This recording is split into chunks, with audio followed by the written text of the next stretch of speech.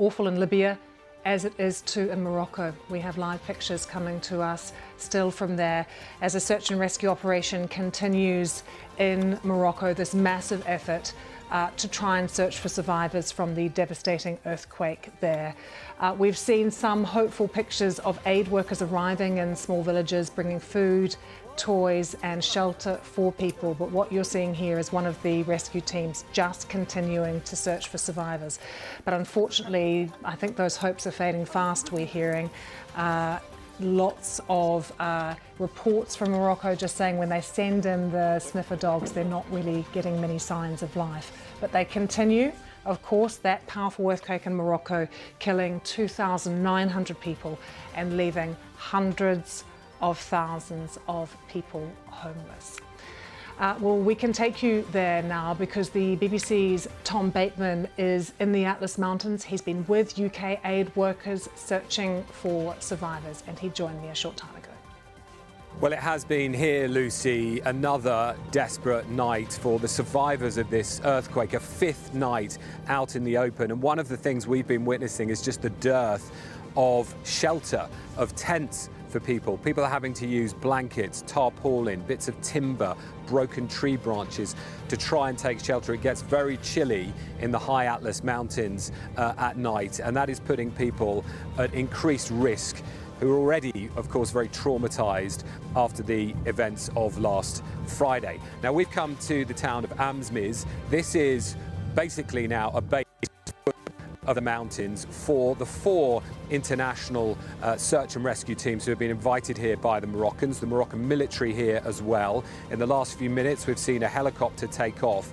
Now, in there are 2 or several members, I should say, of the British rescue team. You can see their base camp behind us here. But even in that case, because of the very difficult conditions, the inaccessibility of places that have been struck, they've been told that they can only do reconnaissance at that point. They can't actually land to get that help and that potential rescue to where it is most needed. Now, after the last 24 hours, we have joined one of those UK search and rescue teams on a journey into one of the most remote areas of this region. Good lad. Searching for the scent of life. Colin scours the ruins of one of Morocco's most devastated mountain villages.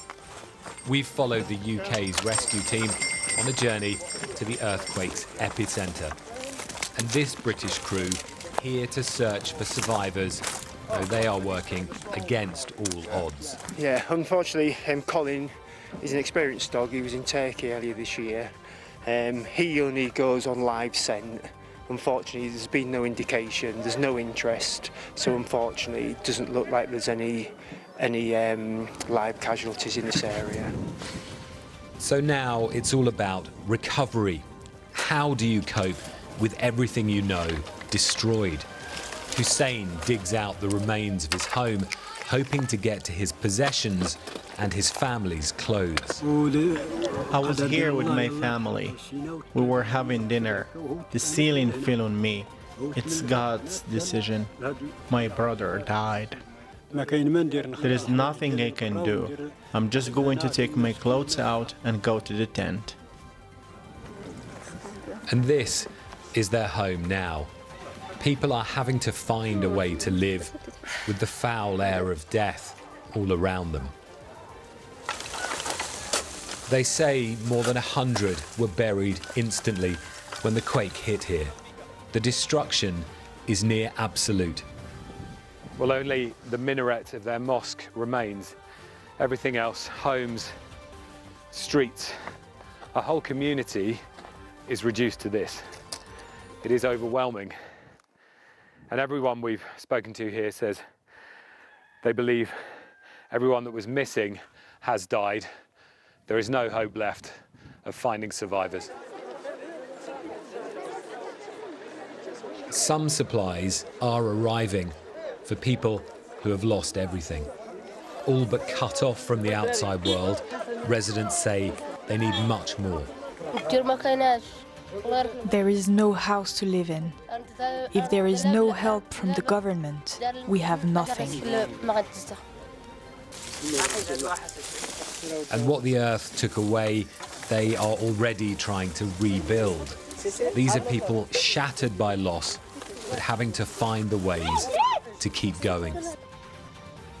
Tom, so we see that British team there, as you say, working against the odds, and then you're interviewing people who say they need much more help. And yet there's been this concern, some criticism perhaps, that some international agencies and countries haven't been able to get into Morocco. What are the authorities saying about that? Yeah, because it took around 48 hours or so for the Moroccan authorities to invite aid in, and countries obviously won't deploy until they get that formal invitation because it all needs to be coordinated. That's an absolutely crucial element to all of this. The Moroccan government itself has said that it is very much about that coordination as to why they've only invited those 4 countries in so far, saying they don't want to be overwhelmed and try to focus and target the response. But we've been hearing, you know, up in the mountains repeatedly now, complaints about, you know, a lack of official response, and particularly that issue about humanitarian aid. It's very much been volunteers, family, friends coming from Casablanca, from Marrakesh, and local charities and NGOs who have been helping people as far as we've seen. Now, there has been, I think, in the last 24 hours or so, a much more visible presence of the Moroccan armed forces, especially in some of those more remote regions. We were seeing that yesterday. So clearly things are getting off the ground, but it has felt painfully slow.